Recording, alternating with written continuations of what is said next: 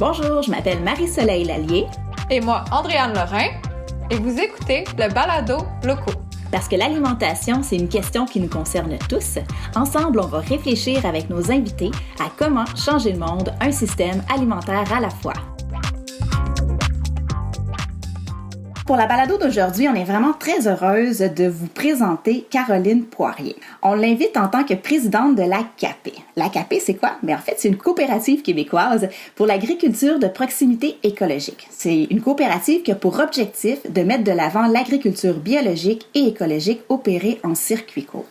Caroline, elle est titulaire d'un baccalauréat en agronomie à l'Université McGill à Montréal. Elle est aussi propriétaire et exploitante de la ferme Croque Saison.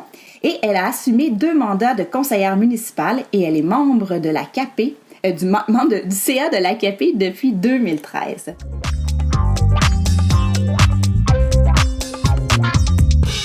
Aujourd'hui, on la rencontre dans le fond pour qu'elle nous parle un peu de comment est-ce qu'on peut soutenir l'épanouissement de l'agriculture de proximité, biologique et en circuit court. Donc, c'est des valeurs qui sont très proches de notre épicerie, donc on est vraiment très heureuse de te recevoir. Bonjour Caroline. Bonjour Marie-Soleil. Comment vas-tu? Très bien. Et toi? Très bien, très bien. Déjà, un grand merci. Tu es une femme très occupée, donc de prendre le temps de venir nous rencontrer, en fait, pour nous présenter la mission de la CAPé, puis un peu la vision de l'agriculture que vous portez.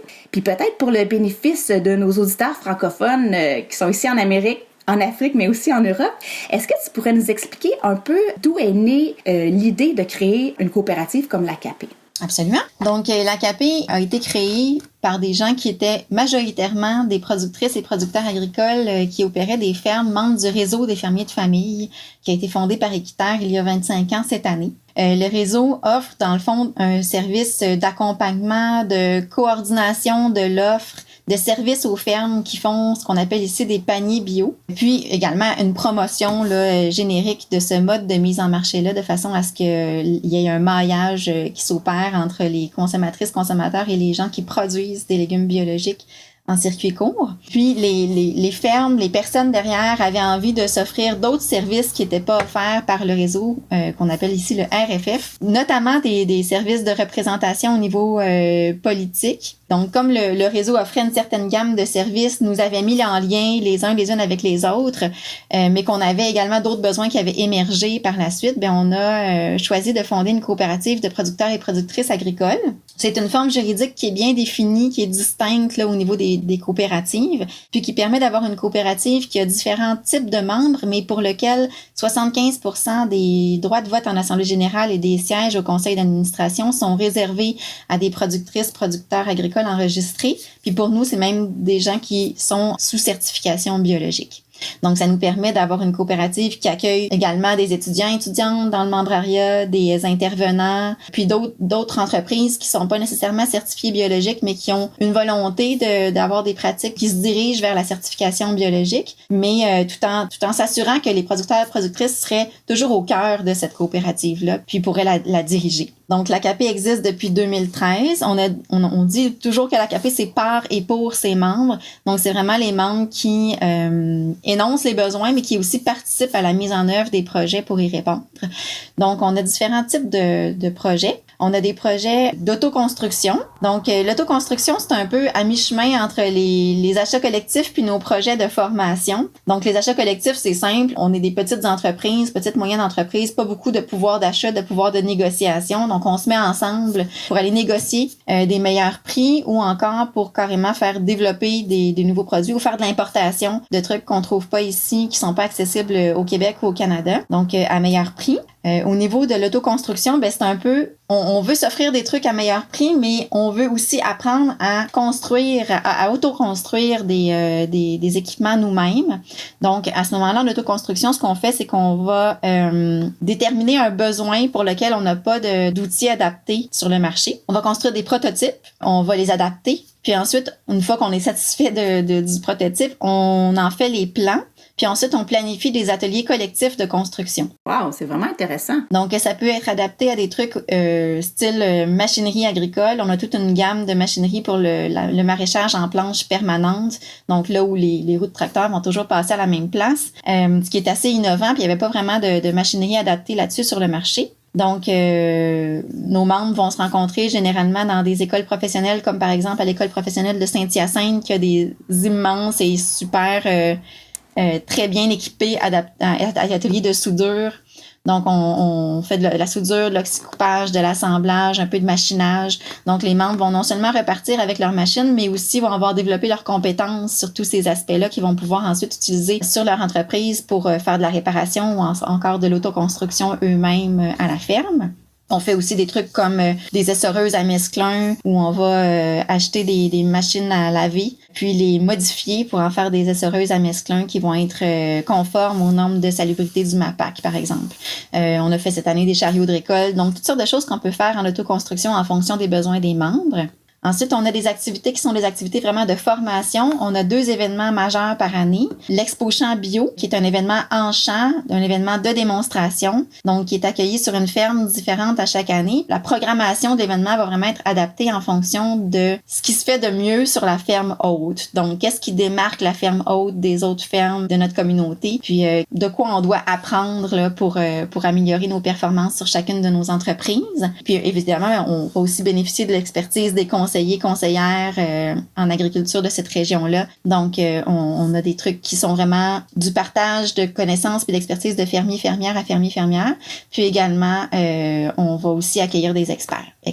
L'autre événement majeur de formation qu'on a, c'est le rendez-vous automnal qui se déroule à la fin de l'automne. Donc, c'est à la fois un événement de formation beaucoup basé sur le partage d'expériences et d'expertise de fermier-fermière à fermier-fermière, mais c'est aussi l'occasion de se réseauter, de se rencontrer, de débriefer sur notre saison, de parler de ce qui a bien été, mal été avec nos collègues, de vraiment faire un retour, puis clore ça en beauté. C'est vraiment quelque chose qui est apprécié à la fois pour les connaissances qu'on va y chercher, mais aussi beaucoup pour la chaleur humaine qui s'en dégage. Puis cet événement-là était même déjà existant au moment où on a fondé la coopérative en 2013. Donc, c'était existant, mais de façon portée, de façon informelle par des productrices et producteurs. Puis évidemment, on fait aussi de la mise en marché coopérative. Donc, avec les bio locaux, on essaie de servir des créneaux qui sont moins bien desservis par les fermes individuellement. Par exemple, kiosques dans les grands marchés publics de Montréal, où on a besoin d'avoir une offre très large, une grande quantité de produits, une présence accrue dans ces marchés-là. On a développé aussi le projet des paniers d'hiver dans la grande région de Montréal aussi. Donc, la plupart des fermes qui font des paniers terminent en novembre. Puis, on a de novembre à mai une période où les gens sont laissés à eux-mêmes, puis n'ont pas d'offres au niveau des paniers de légumes. Donc, coopérativement, on est une quinzaine de fermes là, à se mettre ensemble pour produire les légumes de conservation, mais aussi les verdurettes de serre qui vont composer ces paniers-là, qui vont être disponibles de mai à novembre pour complémenter finalement l'offre des fermes individuelles.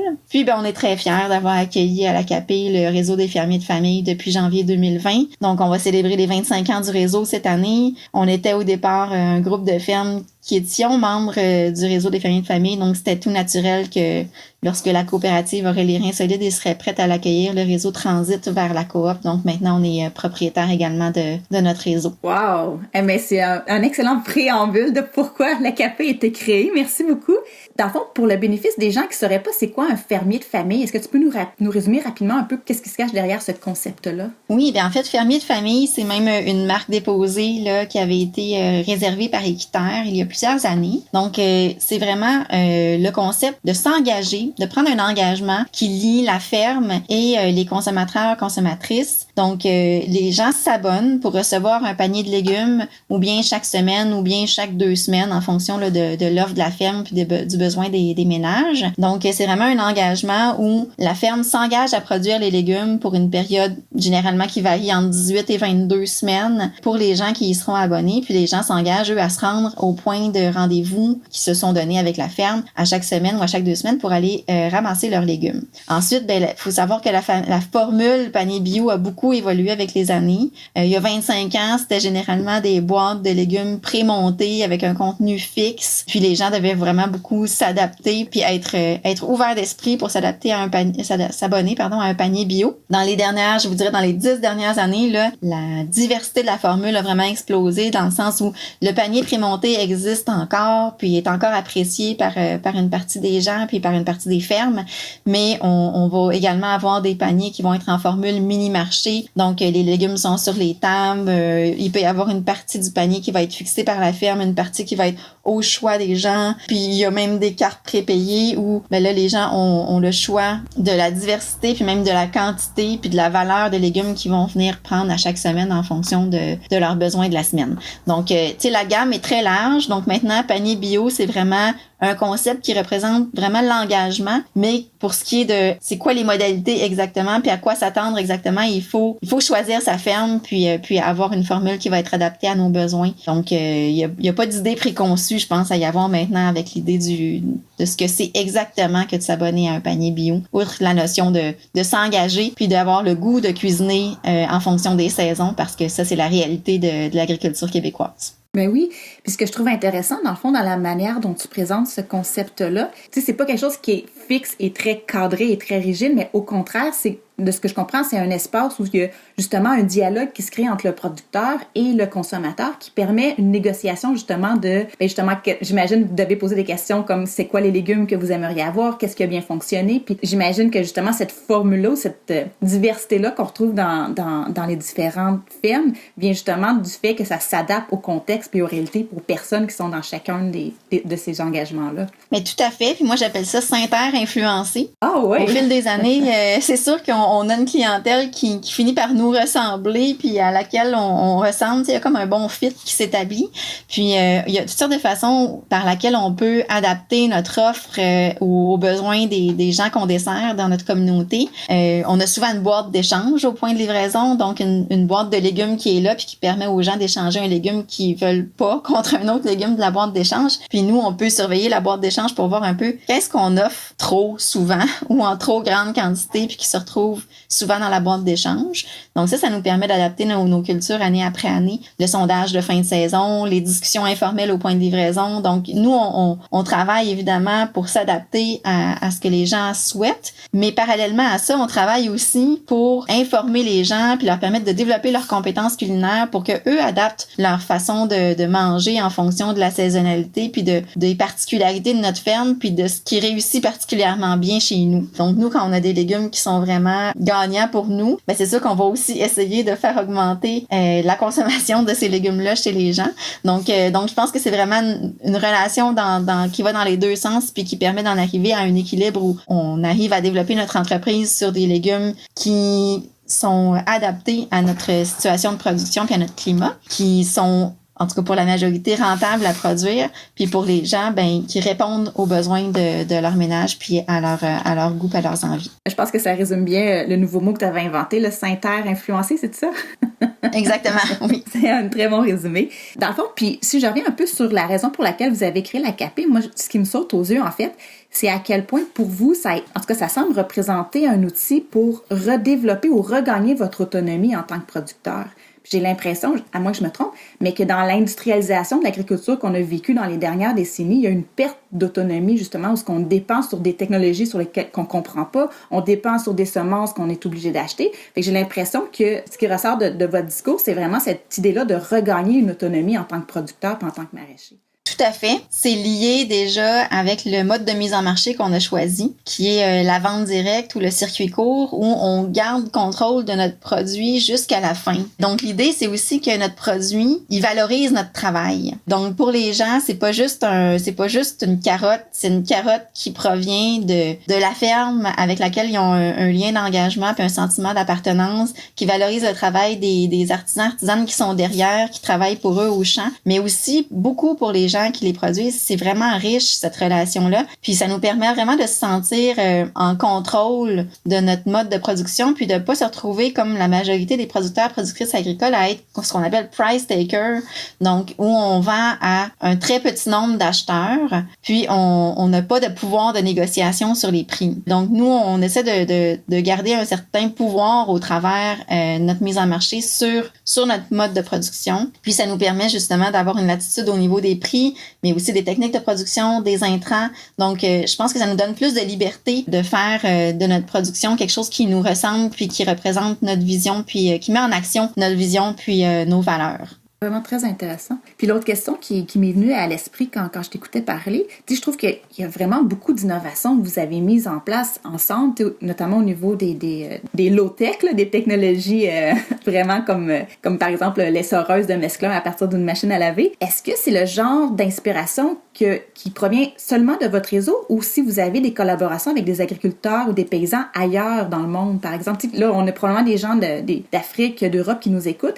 Est-ce qu'il existe une collaboration à l'extérieur de votre réseau ou actuellement, si vous êtes vraiment concentré sur le réseau au Québec ici? Bien, je dirais surtout en autoconstruction, il existe de la collaboration à l'extérieur. On s'est beaucoup inspiré de l'atelier paysan qui est en France, qui fait le même type d'activité là, que ce qu'on fait en autoconstruction. Donc, nous, on s'est inspiré de eux. Eux ont envoyé aussi quelqu'un de l'atelier paysan, je pense, l'été d'avant, faire un tour des fermes du Québec pour voir un peu les innovations, pour inspirer le développement d'ateliers chez eux. On utilise beaucoup leurs plans métrique qu'on transforme en impérial pour nos besoins ici au Québec. Donc, on a vraiment des liens avec l'atelier paysan. Puis, on a envoyé, nous, des gens d'autoconstruction en Bolivie. Il y a quelques années aussi, travailler avec les Boliviens et Boliviennes pour leur permettre de mettre sur pied une association paysanne où ils développeraient un peu des services analogues à ce qu'on fait ici, dont l'autoconstruction. Donc, on est vraiment ouvert à s'inspirer et à être inspirant pour d'autres, puis à travailler en collaboration, évidemment. On fait partie aussi, le réseau des fermiers de famille fait partie du réseau Urgency, qui est comme le réseau international d'agriculture soutenu par la communauté. On a envoyé des délégués aux différents congrès d'Urgency à travers les années en Chine, en Inde, en Grèce.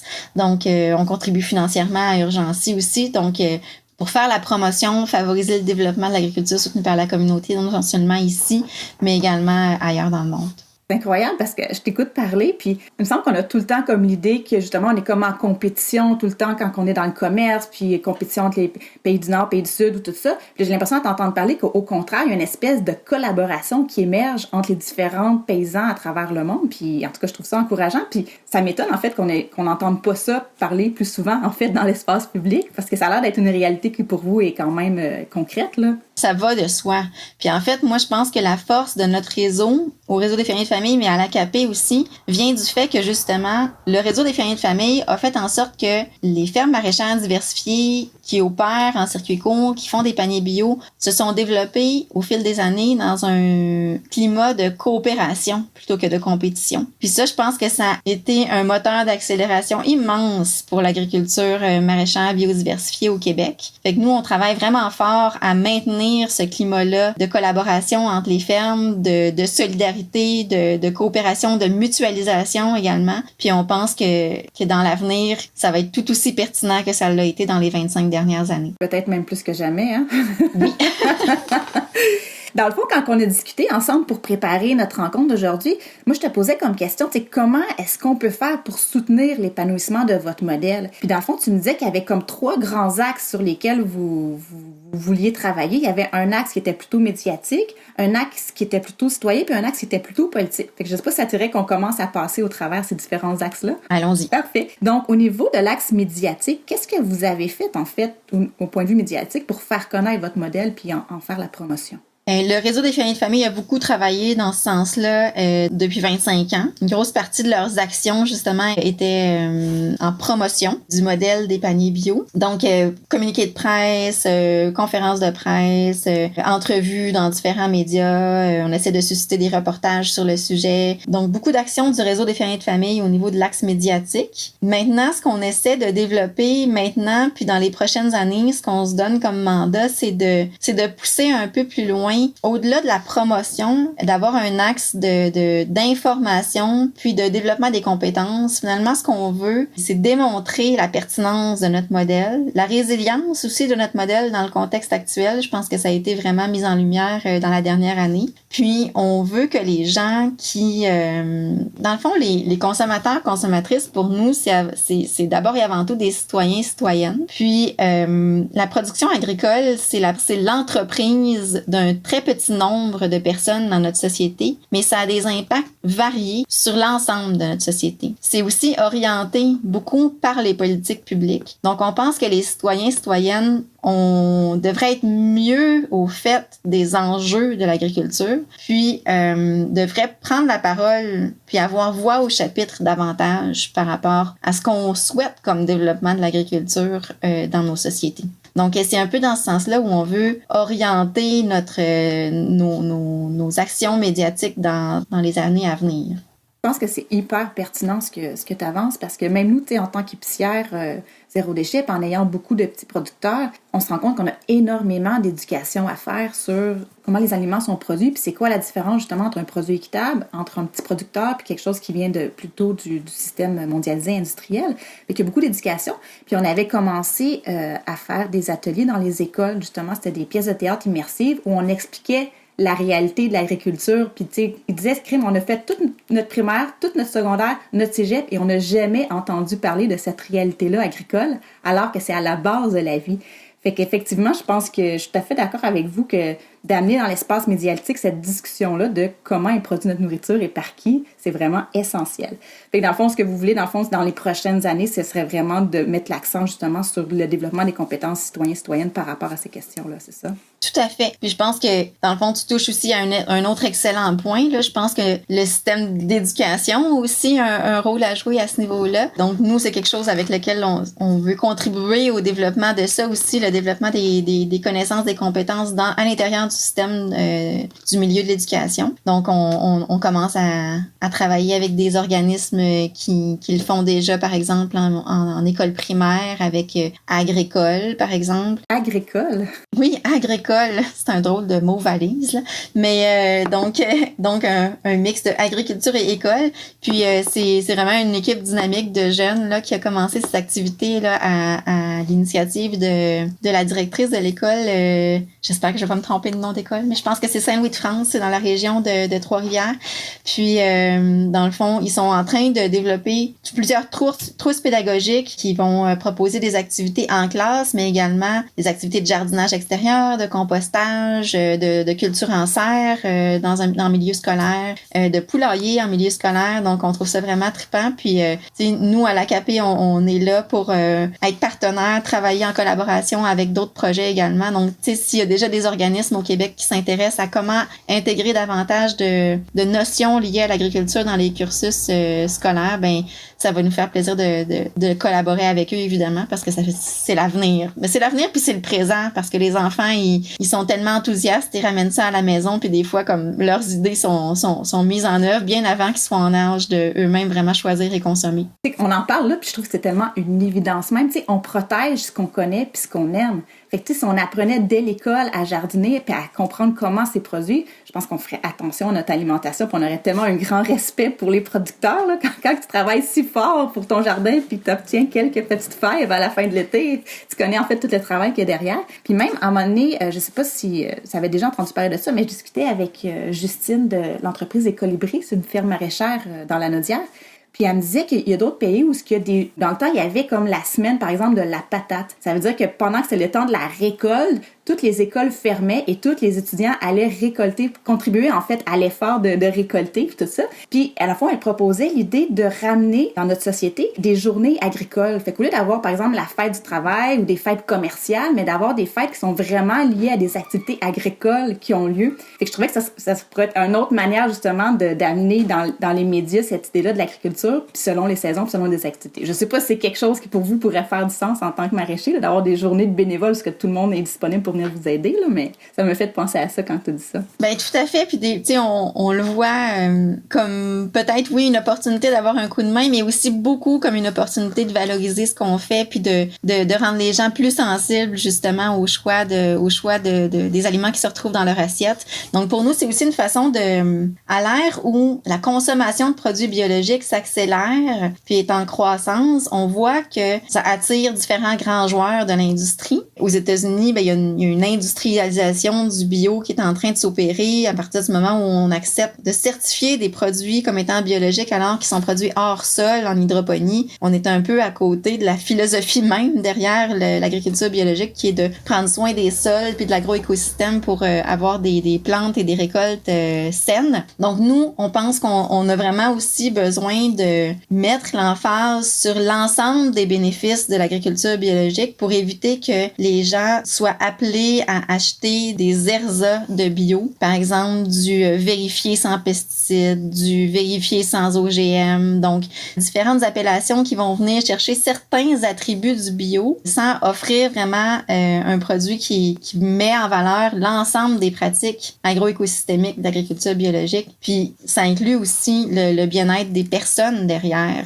ce mode de production-là. Puis moi, je pense que c'est ça qui est difficile de mettre en valeur par des activités de promotion, la valorisation du métier puis des personnes derrière. Donc ça, c'est aussi vraiment beaucoup quelque chose qu'on veut pousser par l'éducation puis l'information parce que c'est tellement difficile aujourd'hui de compétitionner ce qui se fait sur les marchés mondiaux avec des normes sociales et environnementales qui sont pas du tout les mêmes qu'ici. C'est tellement difficile pour nous, les productrices, producteurs, d'offrir des salaires très proches du salaire minimum, des salaires qui sont pas durables à long terme pour des gens qui veulent pratiquer ce métier-là pendant une grande partie de leur vie active. Donc, on a vraiment besoin dans notre société de revaloriser la profession agricole. Oui, puis ça, je rebondis sur ce que tu viens de dire par rapport au salaire ou aux conditions salariales, dans le fond, qui viennent avec le métier d'agriculteur ou d'agricultrice, parce que nous, en fait, ça a été une découverte, là. C'est lors d'une balado qu'on a faite avec le Chat Noir, qu'on a réalisé, en fait, c'était quoi la réalité financière d'un maraîcher-maraîchère, puis qu'on se rendait compte qu'on est vraiment largement en bas du salaire minimum quand tu regardes le salaire annuel divisé par le nombre d'heures que vous faites,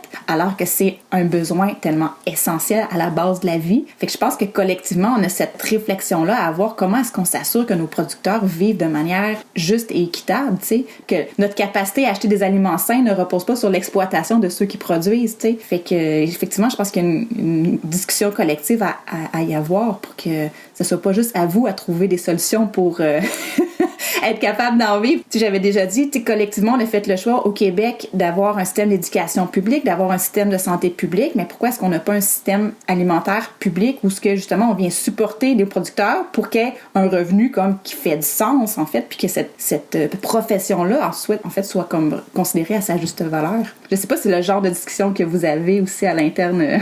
Tout à fait. En fait, c'est là qu'on s'en va. Ah ouais, vas-y. L'agriculture est un service public. OK. Puis, en ce moment, il existe déjà des moyens par lesquels l'État a choisi de soutenir le revenu des productrices et producteurs agricoles dans certains secteurs, sous la forme de l'assurance stabilisation des revenus agricoles et de la gestion de l'offre. Donc, pour l'assurance stabilisation, c'est le gouvernement qui va venir subventionner la différence entre le prix du marché puis le coût de production. Puis au niveau de la gestion de l'offre, c'est les consommateurs, consommatrices qui vont payer le juste coût des denrées, soit les œufs, le lait, la volaille, pour s'assurer que le coût de production est couvert par le prix des aliments. Donc, tu sais, si on le fait pour certaines denrées, pourquoi ne pas le faire pour l'ensemble de ce qu'on produit au Québec puis de ce qu'on souhaite avoir de disponible et de local dans nos assiettes? Donc, je pense que la question se pose et qu'elle est légitime. Puis, dans le fond, je sais pas si tu voudrais qu'on aborde justement cet axe politique-là, que, dans le fond, de ce que j'ai compris, qui était un axe que vous vouliez mettre davantage de l'avant dans les prochaines années. Oui, puis ça ressort vraiment, en fait, on est en train de clore notre planification stratégique. OK. Plus que jamais, ça ressort comme une priorité pour nos membres d'action là, pour la coopérative. Donc, même qu'on va comme carrément développer un nouveau volet d'activités spécifiques là, qui va viser là, le développement puis la diffusion d'un plaidoyer politique. OK, parfait. Puis, sinon, pour revenir dans le fond à l'axe d'avantage citoyen, de ce que j'ai compris, c'est que vous aviez mis sur pied des groupes de discussion, justement, entre les citoyens puis les abonnés. Puis je me demandais, dans le fond, qu'est-ce qui a amené cette volonté-là de créer un dialogue encore peut-être un peu plus formalisé, justement, avec les citoyens? C'est dans le but de développer, finalement, cet axe de communication-là qui va passer au-delà de la promotion. OK. Mais aussi un axe de mobilisation des gens. Donc, on est en train on va mettre des ressources dans la prochaine année à l'ACAP et au réseau des fermiers de famille pour déterminer par quels moyens on peut mobiliser les gens, puis comment est-ce que les gens peuvent, eux, prendre action pour nous soutenir. OK. Donc, on réfléchit à différentes options. C'est sûr qu'il y a l'option de mieux s'informer s'informer, de devenir ambassadeur, ambassadrice du mouvement. Il y a l'option d'intervenir au niveau politique pour encourager les pouvoirs publics à prendre action, puis à adapter leur programme, à créer de nouveaux modes de soutien. Puis, il y aurait éventuellement aussi l'action de soutenir financièrement le milieu ou encore de soutenir par ses compétences. Okay. On est une association de producteurs agricoles, donc à faible moyen. Donc, tu sais, il va sans dire que quand on a besoin d'un avocat, d'un notaire, d'un graphiste, de gens en rédaction, en TI, on n'a pas beaucoup de moyens à y mettre. Donc, je pense que ça pourrait aussi être un canal pour contribuer bénévolement à l'essor du mouvement. Ben, je pense qu'on va lancer l'appel. C'est un appel lancé à tous. Donc, si jamais, dans le fond, on voudrait comme vous soutenir via nos compétences ou encore monétairement, dans le fond, c'est quoi le meilleur moyen? On vous écrit sur votre site Internet? C'est qu'est-ce qui est le plus facile pour vous? Donc, si les gens ils veulent faire signe, ils sont intéressés, ils peuvent évidemment nous écrire à info@capecoop.org, donc info@capecoop.org. Puis, soyez patients. Pour l'instant, on n'a pas tout à fait encore les ressources pour vous répondre, mais ça va venir dans les prochains mois, assurément. Mais c'est parfait. L'appel est lancé. Avant qu'on termine, est-ce qu'il y aurait un autre message ou il y aurait un autre point que tu aurais aimé qu'on aborde avant de se quitter? Nous, une des choses qu'on trouve vraiment importante aussi au niveau de l'information puis du développement des compétences, c'est la saisonnalité de l'agriculture. Okay. Donc, je pense avec une alimentation mondialisée, comme on la vit depuis 30 ans, tu sais, les gens se sont habitués à avoir de tout le temps dans leur assiette. Puis, je pense que si aujourd'hui on souhaite avoir une alimentation qui est plus locale, on peut, nous, au niveau de la production, adapter nos façons de faire plus de production sous serre pour fournir les produits que les gens consomment déjà sur une période plus étendue. Mais ce serait une illusion de penser qu'on va être capable, du côté de la production, faire tout le chemin à parcourir pour arriver à l'autonomie alimentaire dans nos assiettes. Donc, je pense que c'est assuré qu'il va falloir que si les gens veulent plus d'autonomie alimentaire, il va falloir que eux fassent une partie du chemin aussi, puis viennent nous rejoindre en adaptant leur alimentation en fonction de la saisonnalité. Donc, on a notre livre de recettes d'été, on a notre livre de recettes d'hiver, puis dans les saisons entre les deux, on est entre les deux. Mais je pense que c'est aussi quelque chose qu'on peut célébrer. C'est quelque chose qui peut devenir un attribut culturel fort dont on pourra être fier d'avoir une alimentation qui est saisonnière puis qui varie en fonction des saisons. Je pense que beaucoup de chefs, par exemple, se sont mis à valoriser davantage ça. Donc, je pense que les gens ont leur bout de chemin à faire. Il y a beaucoup de livres de recettes qui existent pour nous aider. Je pense, par exemple, à 2 membres de l'AKP, Véronique Bouchard, Cuisiner sans recette, puis Marie-Ève Savaria, La saison des légumes. Donc, des 2 livres qui sont parus en 2020, qui sont vraiment des outils pour apprendre à cuisiner en fonction des saisons puis en fonction de ce que nos fermes locales sont capables de nous offrir pour les différents mois de l'année. Donc, tu sais, nous, la saisonnalité, c'est vraiment quelque chose qu'on veut mettre de l'avant également. Puis, même dans les écoles, je pense que ça devrait être développé. Moi, ça me fait toujours halluciner de voir en ce moment mes enfants à l'école primaire sont dans le défi « Moi, je croque ». OK. Donc, où on encourage les enfants à consommer davantage de fruits et légumes qu'à leur habitude, disons. Puis, tu sais, je me dis tout le temps, pourquoi on fait ça à la fin mars, qui est comme l'entrée de notre période creuse au niveau de la disponibilité des fruits et légumes du Québec. Donc, je pense qu'on aurait avantage à réfléchir aussi. Même chose pour le mois de la nutrition. Donc, justement, ça fait du poids sur l'idée que tu t'apportais plus tôt, mais à réfléchir comment on met en valeur les événements liés à l'alimentation par rapport à la réalité de notre agriculture québécoise. Donc, la saisonnalité, c'est vraiment aussi un chantier à entreprendre. Mais ouais, je pense que tu touches vraiment un point crucial. Tu sais, je pense qu'aujourd'hui, au Québec, en tout cas, on est né dans une société qui est un peu comme, au niveau de l'alimentation, déconnectée des saisons. On est habitué de manger comme les mêmes fruits, les mêmes légumes à longueur d'année. Et merci à la mondialisation, sauf que je pense comme que tu dis, c'est comme impossible de dire on va avoir une souveraineté ou une autonomie alimentaire en n'étant pas connecté à la réalité de notre territoire puis des saisons qui ont cours, en fait, là où on habite. Fait que je pense qu'effectivement, de se reconnecter aux saisons puis avoir, comme tu dis, exactement le plaisir de manger une tomate fraîche quand elle sort pour la première fois, tu sais, c'est comme les premières neiges. On est tellement content de voir les premières neiges, on est tellement content de voir les premiers printemps. Je pense qu'il faudrait que cet enthousiasme-là soit aussi dans notre alimentation, tu sais. Ben voilà, c'est plein d'occasions de célébrer, en fait. Effectivement. Donc, en terminant, chère Caroline, qu'est-ce qu'on peut vous souhaiter, dans le fond, pour la prochaine année là, pour l'AKP? Ben, l'année dernière, 2020, a été comme une très bonne année, malgré, dans le fond, si la pandémie a eu quelque chose de bon, c'est de mettre en lumière la résilience de nos systèmes agricoles biologiques de proximité, mais aussi, les gens ont beaucoup souhaité se reconnecter avec leur alimentation. Donc, aujourd'hui, on parle beaucoup d'alimentation biologique, de production locale, mais force est de constater qu'il y a encore beaucoup de barrières qui existent pour l'établissement d'entreprises biologiques diversifiées qui sont de petite et moyenne taille. Puis, ce qu'on souhaite, c'est que finalement, ce discours-là ambiant, puis cette volonté-là qu'on sent se traduise en actions concrètes, puis que le gouvernement du Québec, puis le ministère de l'Agriculture, qui souhaitent soutenir cette forme d'agriculture-là, ben mettent en place des choses vraiment structurantes.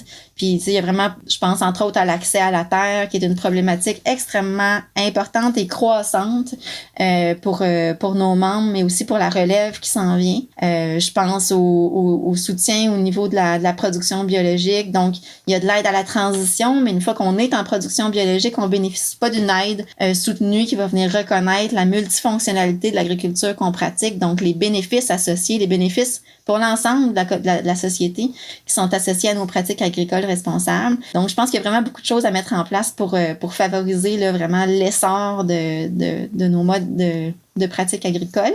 Donc, c'est ce que je souhaite, qu'il y ait vraiment des actions fortes, des signaux forts qui vont nous assurer un soutien. Mais c'est... là, tu me donnes envie de continuer.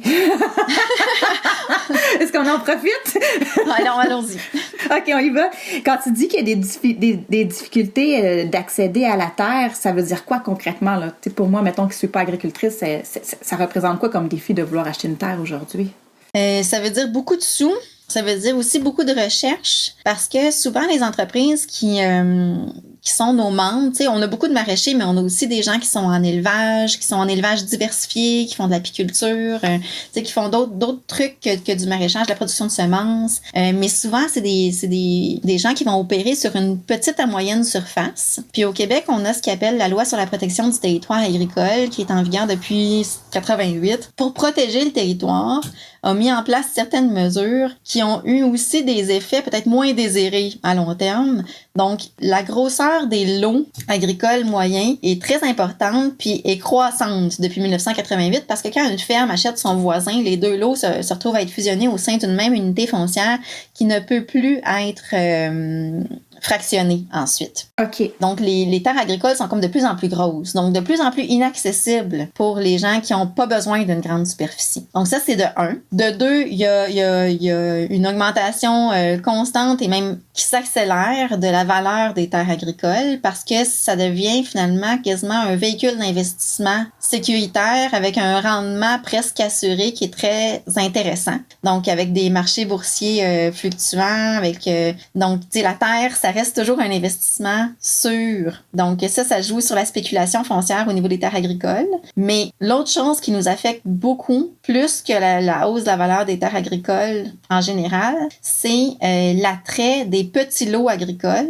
pour des gens qui veulent s'offrir un mode de vie campagnards sans exercer l'agriculture. Donc, il y a des gens qui sont pré-retraités, retraités, ou avec la pandémie, ça s'est beaucoup accéléré parce qu'avec le télétravail, les gens ils peuvent aller s'établir loin en région puis continuer à travailler auprès de leur employeur urbain sans problème. Donc, on a vu une accélération, une surenchère au niveau des petits lots agricoles de la part de personnes qui ne souhaitent pas pratiquer l'agriculture et qui veulent juste s'établir en région puis avoir un grand terrain. Et boboy, fait que si là, je suis un baby boomer citadin puis que je veux m'acheter une fermette en campagne, ça a un impact sur la relève, c'est ça que tu me dis, là? Un immense impact parce que la relève agricole, elle est pas capitalisée. Donc, elle a pas d'argent dans ses poches pour acheter.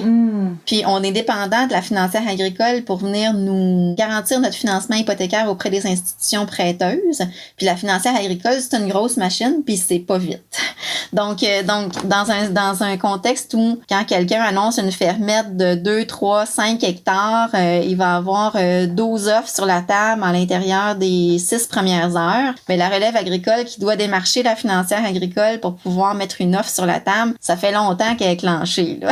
Donc c'est devenu dans la dernière année là un sport d'acheter une terre agricole de petite taille pour la relève. Puis là, de ce que je comprends, c'est justement là le système, la machine bouge pas assez vite pour contrer ce phénomène-là. Fait que c'est quoi, on repose sur l'espèce de moralité de... Oui, sur la bonne volonté des vendeurs. Ah ouais, c'est ça, hein? Souvent sur la bonne volonté des vendeurs qui vont vouloir transférer leur terre à de la relève puis s'assurer que cette terre-là va contribuer à produire de la nourriture pour le Québec plutôt que d'être en friche ou de s'en aller vers la friche ou de nourrir des chevaux, tu sais. On repose sur la bonne volonté des vendeurs. Fait qu'on est beaucoup à la merci.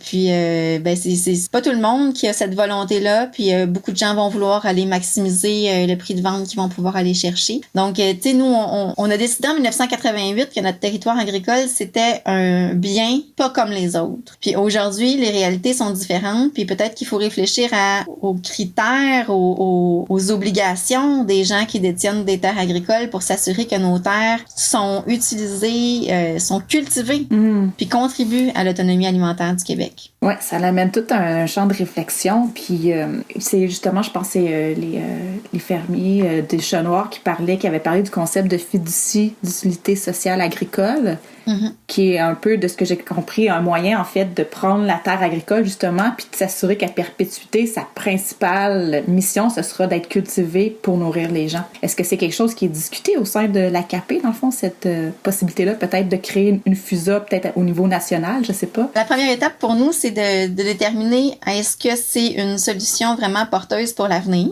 OK. Donc, en ce moment, on est en discussion avec différents experts qui tournent autour de cette question-là des FUSA, des SAFER en France pour voir est-ce que c'est une solution gagnante pour la relève agricole? Si oui, à quelles conditions? Donc, nous, on veut pas prôner une solution qui n'en serait pas une, puis se créer des pièges. Donc, tu sais, c'est sûr que d'être propriétaire d'une terre agricole, ça permet de faire des investissements tout en étant certain de pouvoir les utiliser à long terme, les mettre en action. Ça permet aussi de reposer sur une valeur foncière pour aller emprunter pour faire d'autres investissements par la suite. Donc, ça nous donne comme un pouvoir d'emprunt.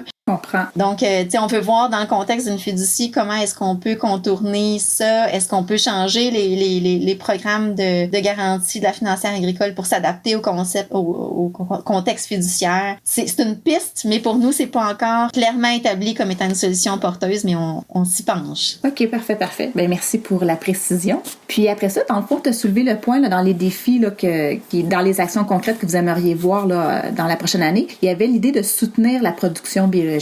Donc, tu disais que quand tu veux devenir bio, il y a quand même un bel accompagnement, mais une fois que tu es bio, de ce que je comprenais, il manquait peut-être de soutien pour tenir compte de l'ampleur des apports que vous apportez à la société, qui sont pas juste l'aliment en tant que tel, mais qui a plein d'autres répercussions positives. Est-ce que tu peux comme élaborer un peu plus là-dessus? Oui, ben globalement, on appelle ça la multifonctionnalité de l'agriculture. Donc, c'est de reconnaître les pratiques qui ont un impact positif sur notre environnement à tous. Donc, il y a plusieurs autres pays à travers le monde qui soutiennent ça de différentes façons. Donc, des paiements, par exemple, associés à certaines pratiques, mais aussi parfois un soutien soit à l'hectare pour la production biologique ou encore, ce qui est souvent aussi mis en place, c'est un programme de partage des coûts de la certification biologique. Parce que c'est drôle à dire, là, mais au Québec, ça nous coûte quelque chose pour se certifier biologique. Donc, c'est comme si ça nous coûte quelque chose pour affirmer l'ensemble des bénéfices qu'on choisit d'offrir à la société en faisant de l'agriculture biologique. Donc, c'est un peu paradoxal. Eh, boy. Donc, nous, on aimerait beaucoup, on demande depuis longtemps que le ministère de l'Agriculture au Québec ou encore au niveau fédéral offre un programme de partage des coûts comme ça se fait aux États-Unis, comme ça se fait en Europe. Donc, même nos compétiteurs ont accès à un soutien de ce type-là. Puis, on pense que ce serait comme un juste retour du balancier là, de la société pour reconnaître notre travail sur le terrain. Puis, on pense aussi que ça aurait pour effet d'encourager les plus petites entreprises qui vont pas vers la certification biologique parce qu'elles font de la vente directe puis qu'elles se disent « Mais moi, je suis capable d'expliquer à ma clientèle ce que je fais exactement. J'ai pas besoin de la certification pour garantir le respect des normes envers ma clientèle. » Mais en même temps, ça a l'effet d'affaiblir le discours derrière la production biologique. Je comprends. Donc, tu sais, quand les gens se disent écologique ou se disent presque biologique, ben, tu sais, nous, on dit, ben, on a un système normé, audité par un tiers indépendant, qui est la certification biologique. Donc, je pense qu'on a avantage à y adhérer en grand nombre. Mais pour les petites entreprises, le coût de la certification, c'est un frein non négligeable. Donc, on pense aussi que ce serait vraiment intéressant pour démocratiser là, l'accès à la certification pour les plus petites entreprises. En ce moment, il y a le plan d'agriculture durable du gouvernement qui vise à rétribuer les bonnes pratiques en agriculture, mais qui vise aussi à améliorer le portrait au niveau de l'agriculture. Ben nous, on est là, on dit, ben nous, on le fait déjà.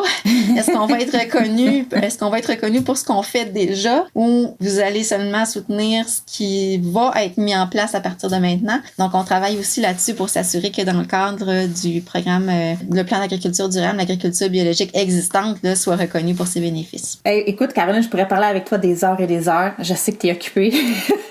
Un grand merci pour vrai. Je pense que la discussion avec toi, ça permet vraiment de prendre l'ampleur de l'organisation qui émerge présentement au Québec au travers de la paysannerie. À quel point vous êtes capable de, quand on vous donne la possibilité puis l'espace de vous organiser entre vous, d'être vraiment innovateur et tout ça. J'espère, comme toi, je te souhaite pour la prochaine année d'avoir des décisions politiques fortes, dans le fond, pour vous soutenir puis mettre davantage de l'avant le modèle agricole que vous proposez. Puis je te souhaite aussi de trouver un soutien de la part des citoyens, dans le fond, pour venir vous soutenir soit en temps, soit en main-d'œuvre, soit, comme tu dis, en s'intéressant à la question agricole. Et puis finalement, ben, je te souhaite que tous ceux et celles qui voudraient acheter une fermette pour sa retraite ou travailler à distance, on pense peut-être à vous offrir la possibilité, en fait, à vous, la relève, en fait, de prendre possession de ces fermettes-là. Fait que je sais pas si tu veux terminer avec un dernier message avant qu'on se quitte cette fois-ci pour vrai, là.